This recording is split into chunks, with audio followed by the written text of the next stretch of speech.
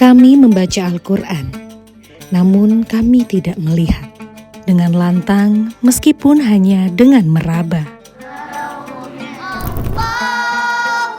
Di balik keterbatasan, kami membuktikan bahwa keimanan tidak terbatas oleh apa yang mata bisa lihat. Biasanya kan pakai Quran awas ya Bu.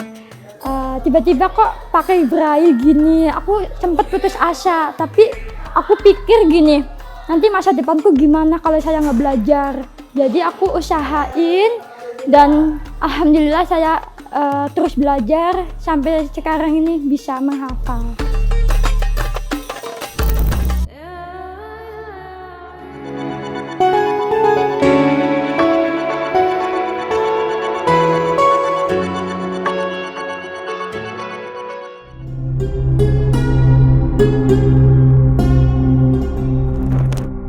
Abasa wa tawalla ja'ahul a'ma. Inna lil muttaqina mafaza hadaiqa wa a'naba. Dalam setiap detik kegelapan, tersembunyi sinar iman yang menyala terang.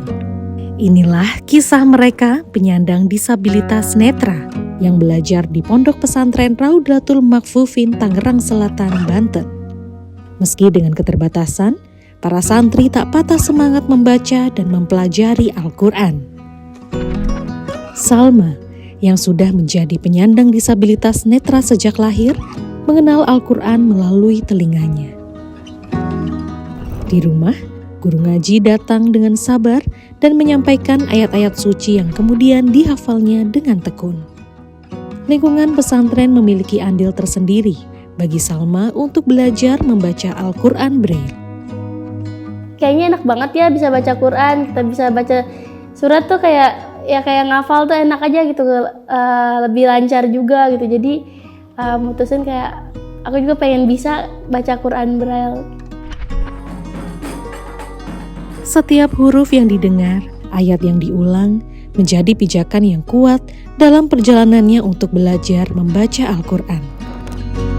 Sejumlah tantangan telah dilewatinya, sebuah pencapaian yang bukan sekedar keberhasilan teknis, melainkan juga simbol keberanian dan ketekunan.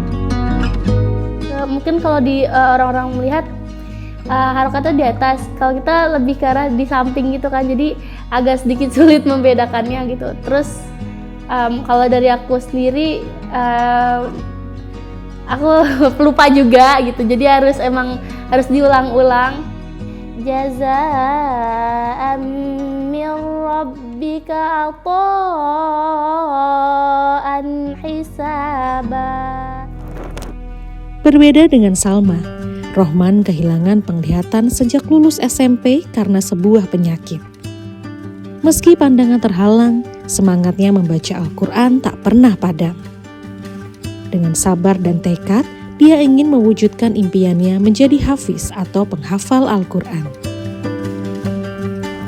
Pengen belajar Al-Quran lagi, saya cari ke media sosial, ketemu sama orang tunanetra.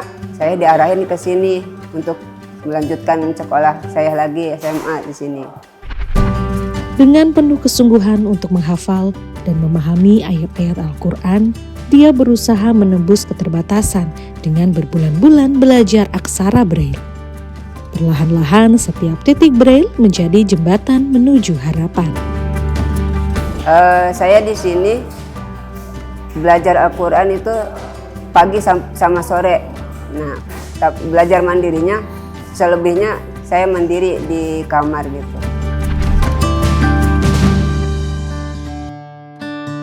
Selain memberikan fasilitas dan sarana pembelajaran kepada para disabilitas netra, Yayasan Raudlatul Makfufin juga menjadi salah satu lembaga yang memproduksi Al-Quran Braille dan didistribusikan ke seluruh Indonesia.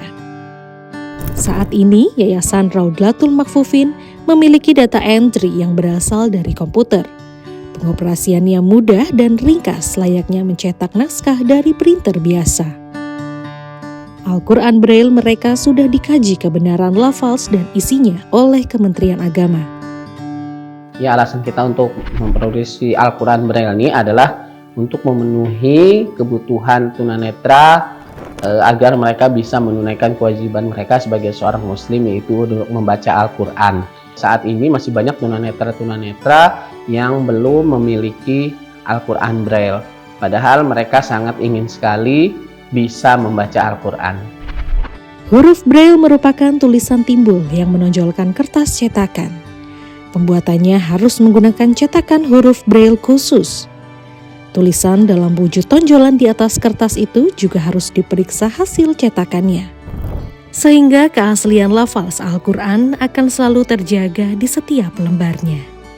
Tidak sembarang kertas bisa digunakan untuk mencetak Al-Quran Braille. Biasanya aksara Braille dicetak menggunakan kertas Braillon. Sekilas tampak seperti kertas biasa.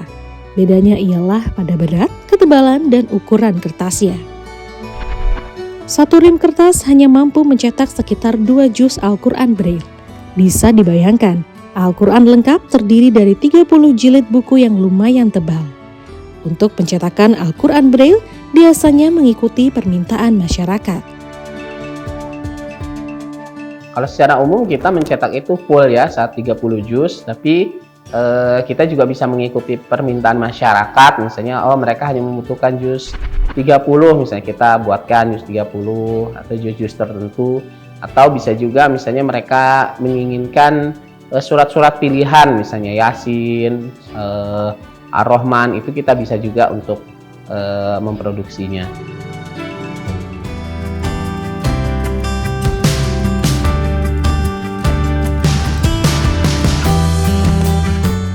Mereka yang membaca dengan hati, menghafal dengan jiwa, dan memahami dengan ketulusan adalah bukti bahwa keterbatasan bukanlah penghalang, melainkan jalan menuju kemuliaan.